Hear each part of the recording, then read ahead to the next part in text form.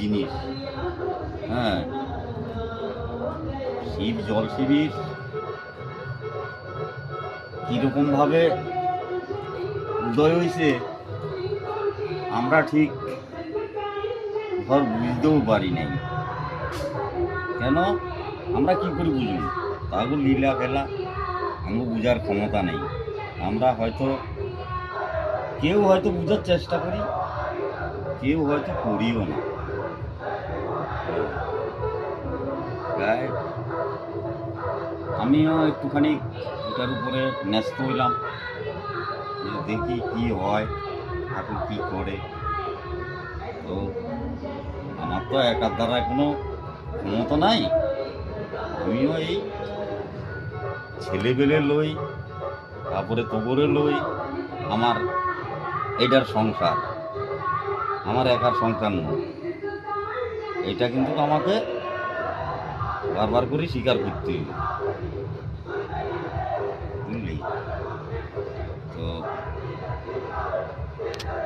বাবার উপরে একটাই, বাবা যেন সব জীবকে ভালো রাখে, এটাই বাবার কাছে আবেদন। আর অন্য কিছু চাই না, অন্য কিছু চাই না। কেন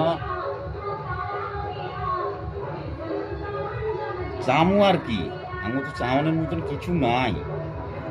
আমার কর্ম করতে হইব, এটা হইল কথা। চাই কিছু পাওয়া যায় না, পাওয়া যায় না, পাওয়া যায়, যায় না কথাটাও ভুল। কেন যেরকম অসুরেরা বন নিছিল চাই,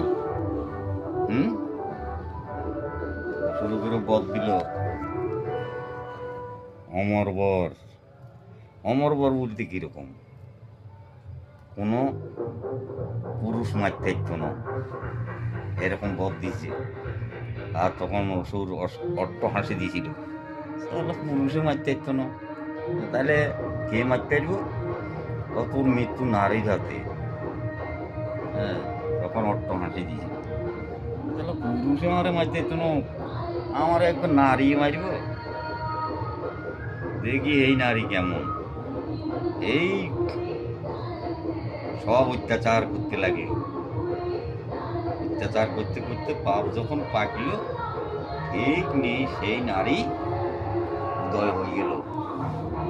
মা দুর্গা উদয় হয়ে তারপরে সেই অসুর ধ্বংস করে।